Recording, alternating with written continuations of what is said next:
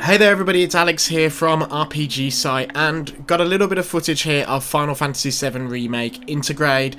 Now, to be clear, we haven't been able to actually play this yet, but Square Enix was kind enough to send over some new footage of the new Yuffie Intermission chapter, which is part of this release. And yeah, I wanted to just sort of show you guys the footage, but also just talk about a little bit about what I'm looking forward to in Intergrade.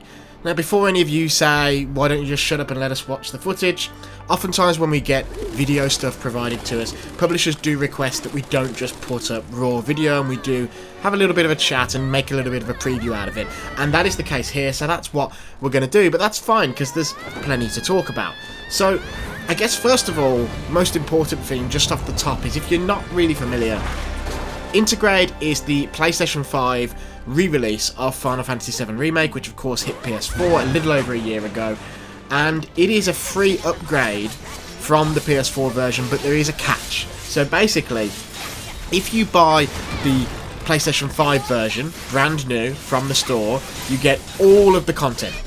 If you've got the PlayStation 4 version, you can update for free, or in some territories like Japan for a tiny fee, like 100 yen or something. You can upgrade, and you get the original game with all those PlayStation 5 upgrades, so all those performance, texture improvements, running smoother, at a higher frame rate, all that stuff you get. However, what you don't get is this new Yuffie chapter, the Intermission. So if you do the free upgrade, you'll be able to buy this Intermission chapter for a DLC, basically, just as a little add-on. And if you buy the PlayStation 5 version flat out new, as I say, everything is all included. So that's pretty simple, and I know some people are going to be mad about that, but I actually think it's pretty fair. This is new content. They could easily have released it as DLC for the original game, and they haven't. That's the other thing to note, though. If you're looking at this and you're like, I don't have a PS5, but I'm looking forward to this new content, got some bad news.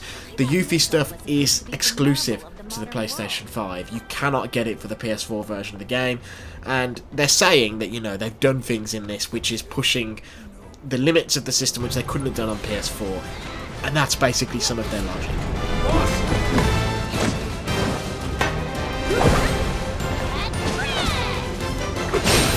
Beyond that, just some things to point out in this footage. So, you know, here we've got Rama, the summon, who has appeared in many Final Fantasy games. Wasn't in the original version of FF7 Remake, but now it's here in the Yuffie chapter. Got a couple of abilities. Got one called Full Take Lance, which is a lance of lightning from the sky that does area of effect damage, and the ultimate attack is, of course, Judgment Bolt, just as it is in many Final Fantasy games. And the literature that Square Enix sent over actually refers to Rama in this game as the Lord of Levin, which is a little bit interesting on the Final Fantasy nerd front, just because he's only been referred to by that name in 15 and 14 up to this point. The older games didn't use that nickname at all, so you sort of like got a more modern piece of Final Fantasy lore transferring over into the 7 universe with his appearance in Intergrade. I have orders to infiltrate Shinra headquarters and steal their ultimate materia. To prove to our common enemy that Wutai is not to be trifled with. Obviously, the biggest draw here for Intergrade is Yuffie herself, and you've got a lot of different glimpses here at the sort of things she can do. So, you know, she's got long and short range attacks. She's got these combination attacks with Sonon, who is the party member and Yuffie's sort of partner in this DLC, and everything from their normal abilities to their limit breaks can actually combine together in interesting ways. It's something that they didn't do at all in the original game, and it'll be really interesting actually to see if there's any attempt to sort of integrate this stuff when Yuffie joins the main party in hopefully part 2 of Final Fantasy VII Remake. Seems like you'll be fighting a fairly decent variety of enemies in this, including some new ones and some new bosses, but you can see, you know, Yuffie fighting some of Don Corneo's guys that you encountered in the main game. You can see fighting some of the same Shinra robot enemies that you encounter in the Mako reactors and stuff in the main games, and of course you can just see, you know, lots of combat in general. You can see Yuffie using ninjutsu, and it seems like she plays really differently to all the other members of the party. Sonon is a non-playable party member, so a bit like Red 13 in FF7 Remake, but there is a difference in the sense that you can actually issue commands to Sonon like you could the other characters in your party. but you just can't control him directly. So you can say to him, okay, I want you to do this now, and that's cool.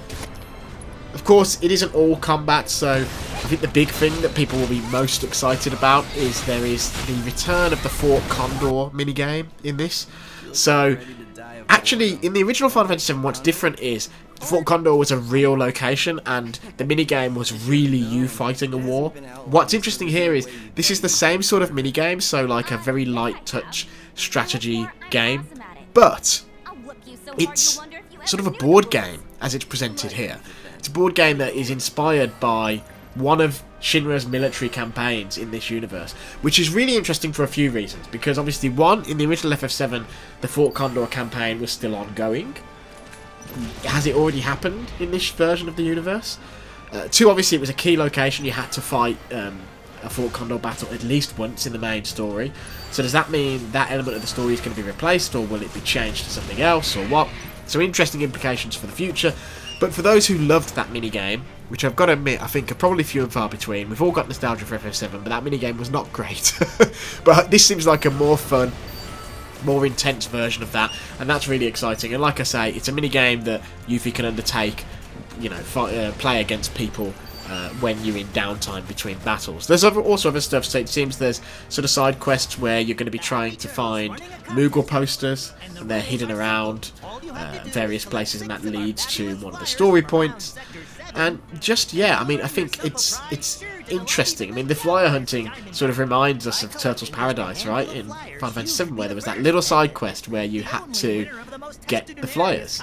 And it's been renamed, it seems, in this to the Happy Turtle. But yeah, it's like, here's a little side quest from FF7 that is being given new life in a different way in Intergrade. And yeah, that's really cool. But I think you'll agree, I mean, the main reason you're watching this, right, I've been chatting about the new stuff and the additions and all that sort of stuff, and I haven't even talked about everything. Like, you will have seen throughout this video Yuffie do sort of acrobatic moves, ninja moves, right, and throwing her throwing star to smash stuff that's out of the way and stuff like that to get items.